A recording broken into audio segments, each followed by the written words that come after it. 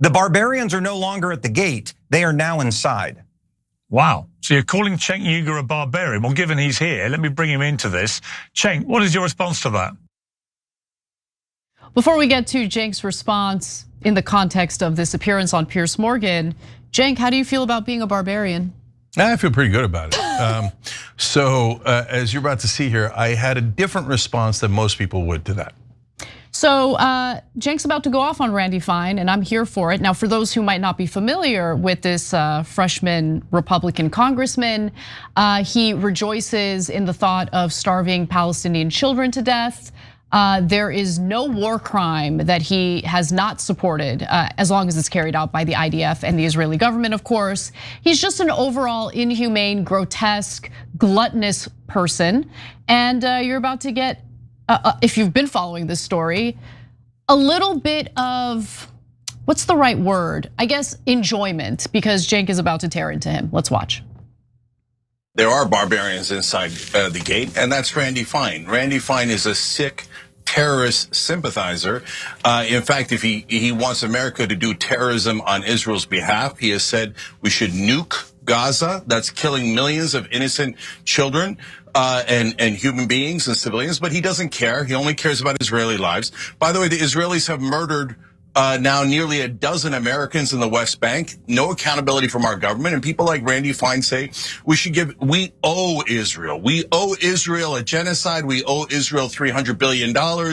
We owe them no accountability at all when they kill American citizens. They had a pervert Israeli government official that came here in Vegas and tried to rape our children, and we let him go. That's insane. Randy Fine, are you asking for the sick Israeli government to return the pedophile so he could face justice here? No, Randy Fine represents Israel, not America.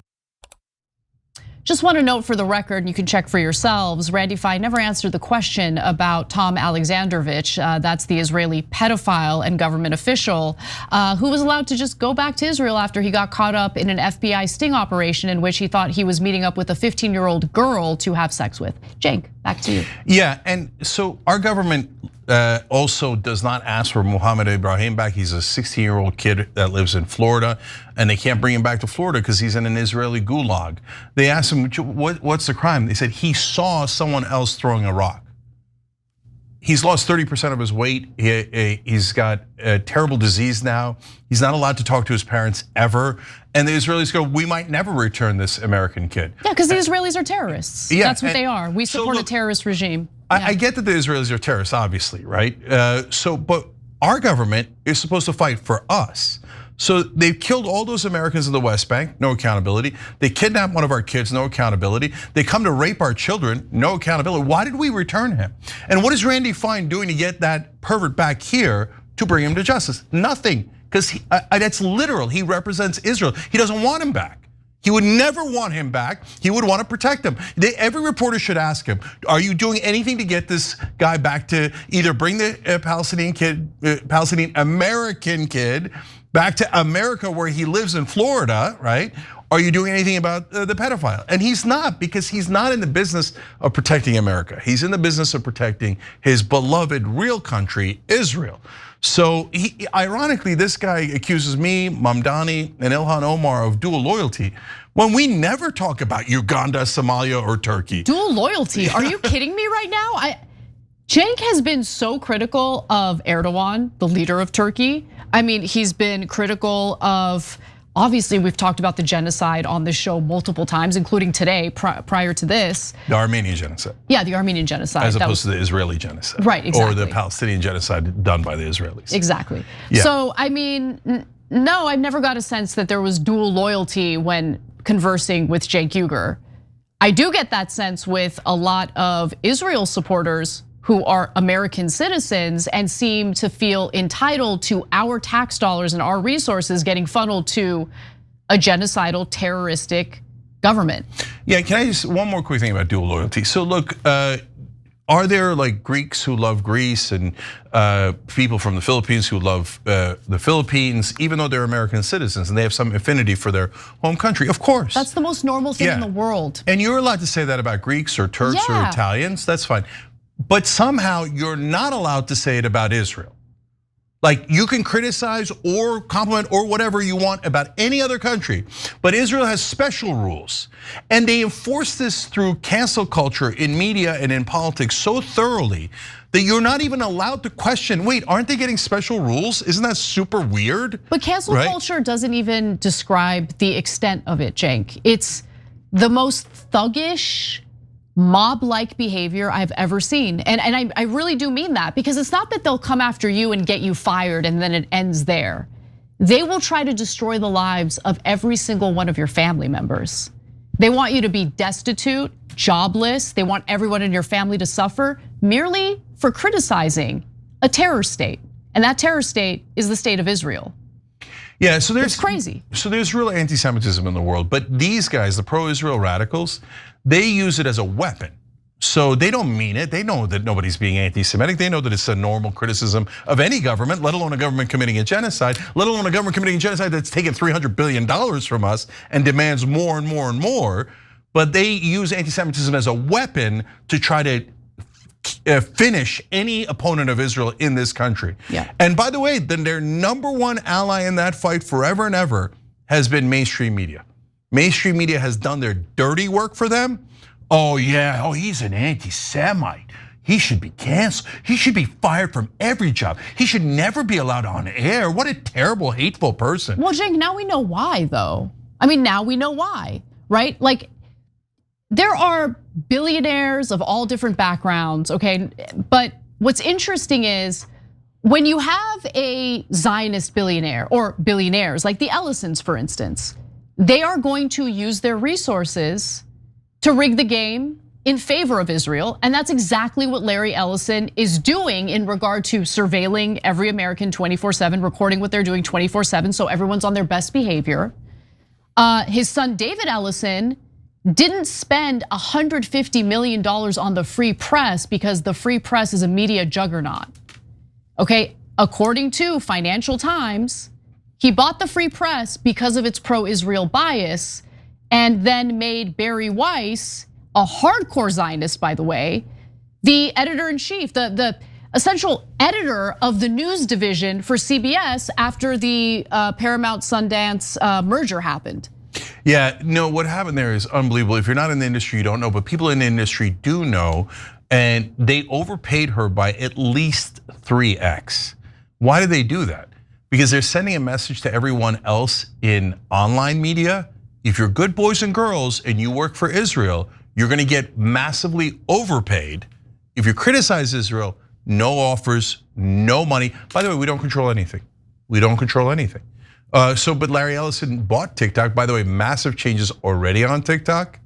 So if you're trying to criticize Israel on TikTok, good luck, okay? Yeah. So, but they don't control anything. They happen to buy all of this stuff. And by they, I don't mean Jews. Most Jews are wonderful people in this country and don't want a genocide.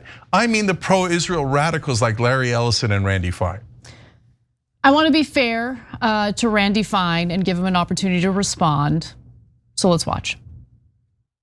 The notion that I am more loyal to Israel than I am the United States is part of it. Israel is fighting a war of civilization on our behalf. The reason we need a Jewish state of Israel is because of the Muslims that surround it. And so I stand with Israel because I believe Israel is fighting the same fight that we have here in the United States, the same fight that people like Mandami and Cenk, wealthy Muslims who move here in order to change the complex and the nature of our country, are going to do it. And I won't apologize for that. I am very proud of my views. I'm very proud of my faith. I'm proud to be the first member of Congress in the history of the United States to wear a yarmulke.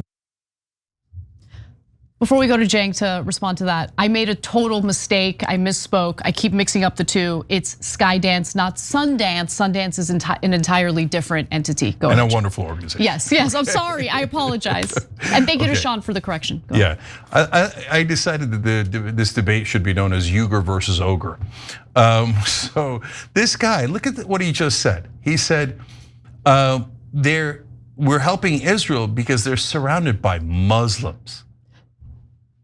Imagine if I had said the reverse. Imagine if I said, well, obviously we should help the Palestinians because they're surrounded by Jews. I mean, that would be a disgusting, grotesque thing to say. First of all, it would be a terrible thing to say, outrageous thing, and certainly your career would be over. But also, I'm more offended. But he said it like no response at all from anyone in power, not 1%. So obviously that's deeply offensive. But I was stuck on what he said prior to that, which is Israel is protecting us. Yeah, I was going to get to that too. Please don't insult our intelligence. Please don't do that. No, but they've been doing, no, to be fair to them, they have been insulting our intelligence for decades, and they have used mainstream media to brainwash the American people so we don't challenge these absurd hasbara, like Israel's a special ally. What does that mean? No one can explain what it means. It's just a nonsense phrase made up so that you don't question Israel. They are the only democracy in the Middle East. First of all, congrats, I guess.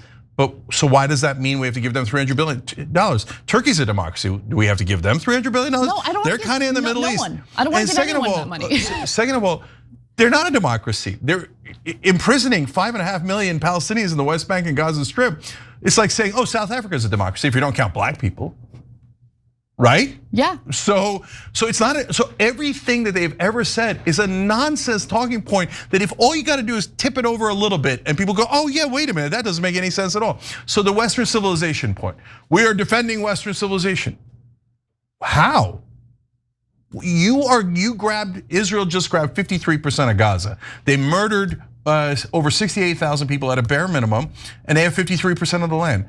How did that help protect Western civilization? Here's what it did instead. When they attacked all of their neighbors, Iran, Qatar, Yemen, Lebanon, Syria, etc., right? What it did was, since we're paying for it here in America, and it's all the bombs say made in the USA, it enraged and angered the people in all those countries who we helped Israel bomb. Now, why did we bomb those poor people? Or help Israel bomb those people? Because Israel's a special ally defending Western civilization. No, that's just nonsense talking points to get you to attack all their enemies for them. Forget the $300 billion. We spent $8 trillion on the global war on terror. Well, the main thing was Iraq, right? Well, Iraq attacked us on 9/11. Oh, they didn't attack us on 9/11. In fact, Iraq used to attack Al-Qaeda, who attacked us on 9/11. At the time, Ariel Sharon and Netanyahu said Iraq is Israel's #1 enemy. But they say, no, we have such a special alliance, we give you intelligence all the time. It's almost always fake intelligence so that we attack their enemies. So where did we get the intelligence on the weapons of mass destruction? Oh, look at that, the fake intelligence was from Israel. Because they wanted us to spend trillions of dollars and our soldiers, not their soldiers, attacking their #1 enemy, Iraq. And now, by the way, what are they trying to do? Get us to attack their #1 enemy, Iran. And they say we owe them. We owe them all these wars. We owe them dead Americans. We owe them trillions of dollars. No, we don't. It's always been a lie by people like Randy Fine who don't serve us, they serve Israel. Every time you ring the bell below, an angel gets his wings. Totally not true, but it does keep you updated on our live shows.